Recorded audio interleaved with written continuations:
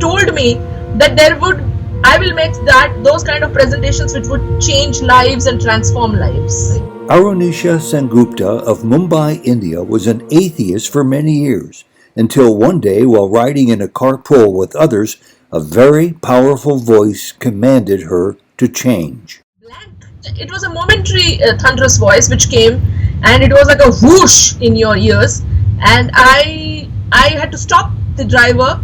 I vomited, and because it was a very violent physical reaction that I had. What this commanding voice told her changed her life forever, and it continued to speak to her for 2 years. Was it an audible voice that you heard, or was it something that you sort of a thought that came through from? It was a thunderous voice, and I was shocked. What did your friends think and say? And they thought that I was they thought that I was sick. I had tears flowing down my eyes. Arunisha says she was being told information she had never known before. And suddenly I used to get this download of information of, this kind of knowledge was being given to me. It was not much about life as such. It was more about spiritual knowledge. God is hard work. He's no Santa Claus sitting there, answering your questions. You need to empower yourself. Did this he or she give you any identity as to who that person was or is? It just said I am. Welcome to Souljourns. This interview was recorded on Skype in April of 2018 and required editing for technical reasons. I became an atheist just after my 12th exams, that's higher secondary exams. Actually, I was not searching for God at that point of time. God was, a presence which was there in who sits in the altar. And that's what my definition of God was at that point of time. And yes, as I said to you, it's like a Santa Claus who would probably answer your prayers. And the fact that he did not answer my prayers, it was an emotional crisis at that point of time. All these pressures, they kind of build on your mind. And so I outrightly rejected God. So when you rejected God and you became an atheist, which is a pretty descriptive term and it's a valid term, how long did that period last in your life? It lasted for a long time. Must be about another 10-15 years. I was more interested in how to make more money and how to grow up in the ladder, learn the tricks and the trades of the corporate world, learn politics. How did you get through this? My mutual friend told me that a voice came to you and suggested, if I understand correctly, to find the spiritual path. I'm very interested in learning more about that voice. Okay. As lame as it could be, I was just driving back from my work, and I had a couple of colleagues with me at that point of time, and we were just talking. And I was, since I am a marketing professional by then, I did my post-graduation in marketing and branding and all of that. I was just sitting and I was just mulling over the day that went by, and I was thinking about this particular gentleman who had come for a presentation, and he was talking about certain brand, and I was thinking about that, and it was a personal dialogue which was going on within me, saying, and I thought to myself, I could have done a better presentation than this gentleman. And that's when the voice erupted. It was evening. It was August 2006. I still remember it was raining in Mumbai, and so rains had receded a bit, and we were driving, and I had two colleagues with me, and this voice just hit me. I still get the goosebumps when I talk about it. It was a thunderous voice in my ears, and it said something which I can't explain to you, Ted. But I can just tell you that it said that it was an authoritative voice which you cannot have a dialogue with. Yeah, it was like a full stop. What did it say?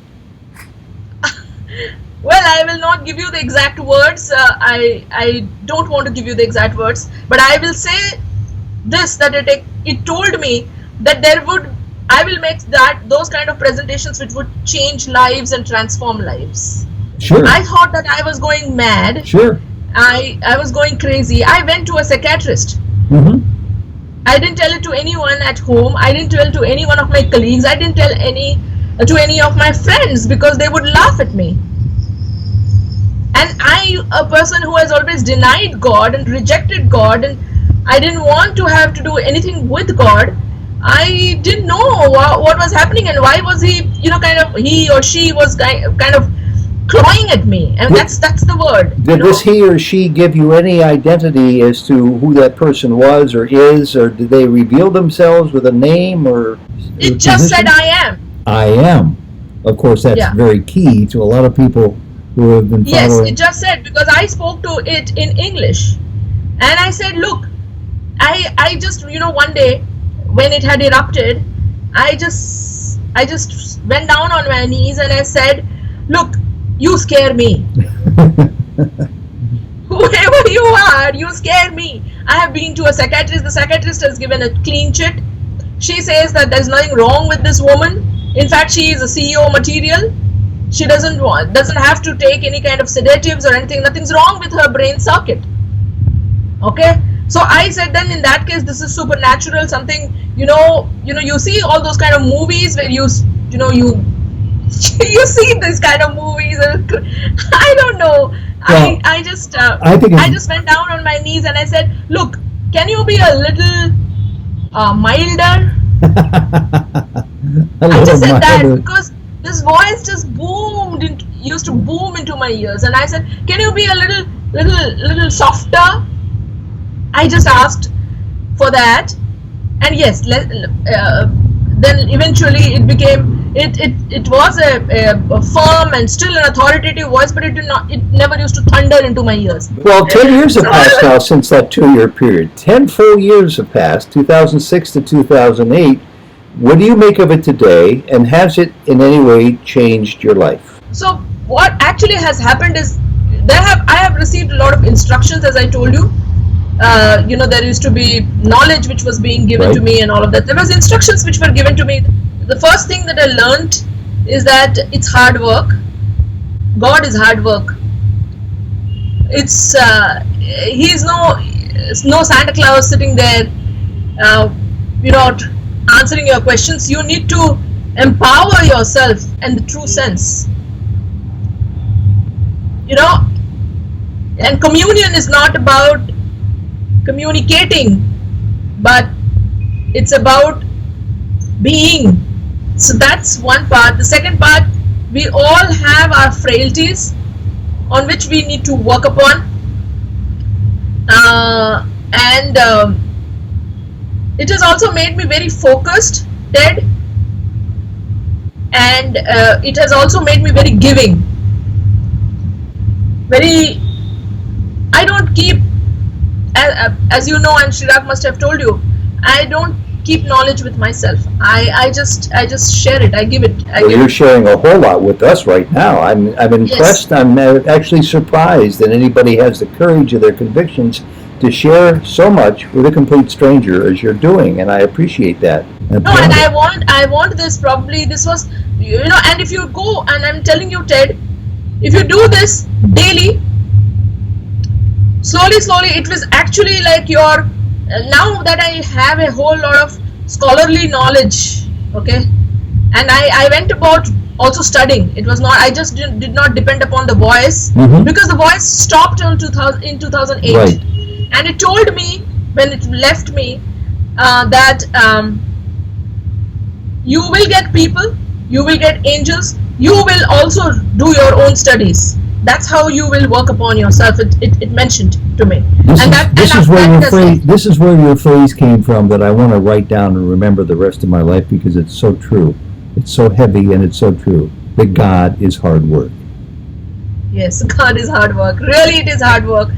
And I have, as to my best of my efforts, I am putting that. And I at 2008, the voice gave me this last instructions, and it went. But after that, I have done my own studies. I have read the Bible thoroughly. I have read the Quran thoroughly. I read most of the texts. while Hindu texts are very vast and very elaborate, very complex, I'm yet to go through all of that. I don't know whether in this lifetime I will be able to do that. Is there a teacher or a guru or a saint in your life that you follow, or do you have a different way of defining your own spiritual journey? Now I am no longer searching for a guru. Earlier I was, because I needed the guidance. I still do need the guidance. It's not that I don't. But I have stopped searching. And if I am ready, I'm sure there will be someone who will come. And another thing is that the voice has already said to me that there will be people who will come and teach you. You're a professional executive with a top flight marketing company. Does what you learn on your spiritual plane interact or help you in that line of work as well?